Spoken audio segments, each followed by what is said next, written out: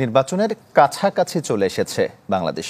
New ইয়র্কে Asia সোসাইটির অনুষ্ঠানে এমন মন্তব্য করেছেন প্রধান উপদেষ্টা ডক্টর মোহাম্মদ ইউনূস।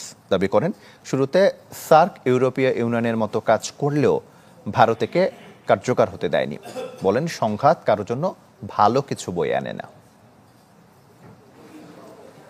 জাতিসংঘের ৮০তম সাধারণ পরিষদের অধিবেশনে যোগ দিয়ে নিউ ইয়র্কে ব্যস্ত সময় পার করছেন প্রধান উপদেষ্টা ডক্টর মোহাম্মদ ইউনূস। আসসালামু আলাইকুম প্রিয় দর্শক, নতুন একটি নিউজে আপনাদেরকে স্বাগতম। দর্শক, আজকে আপনারা দেখতে পারবেন এমন একটি গুরুত্বপূর্ণ ভিডিও, যে ভিডিওটি দেখলে রীতিমতো অবাক হবেন। চাঞ্চল্যকর অবস্থা সৃষ্টি হয়েছে, নেট দুনিয়ায় তোলপাড়, সামাজিক যোগাযোগ মাধ্যমে ভাইরাল।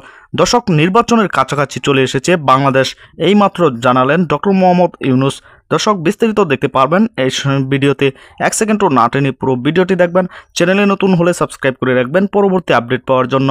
একটি লাইক করে দেখতে থাকুন সম্পূর্ণ ভিডিওটি। বুধবার এশিয়া সোসাইটি আয়োজিত সংলাপে অংশ নেন তিনি।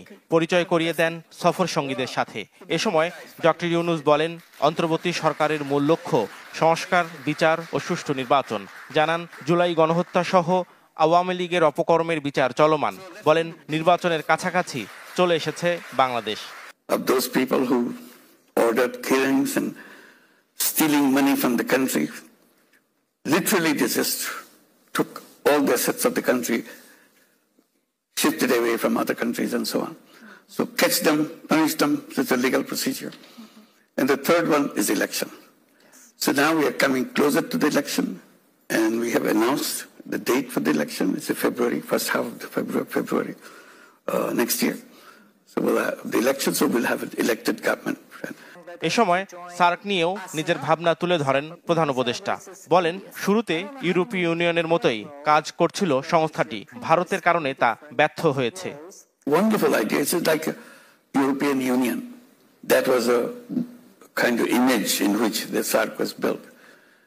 But somehow one of our neighbors didn't like that framework. So it became almost a dead organization. এর আগে টেকসই উন্নয়ন নিয়ে জাতিসংঘ সদর দপ্তরে এক অনুষ্ঠানে যোগ দেন ডক্টর মোহাম্মদ ইউনূস। এ সময় সমৃদ্ধ ও স্থিতিশীল অর্থনীতি গড়তে বিশ্ব নেতাদের আহ্বান জানান তিনি। I stand before you with a clear message from over 1 billion people. We want peace, dignity and opportunity for sustainable development. And in this context, let me highlight a few key priorities for the LDCs.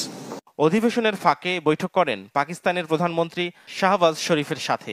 মেয়াদ শেষের আগেই doctor ইউনূসকে Pakistan সফরের আমন্ত্রণ জানান শাহবাজ শরীফ। সৌজন্য সাক্ষাৎ করেন ইতালির প্রধানমন্ত্রী জর্জিয়া মেলোনি, জাতিসংঘ মহাসচিব আন্তোনিও গুতেরেস ও জাপানের প্রধানমন্ত্রী শিগেরু ইশিবার সাথেও।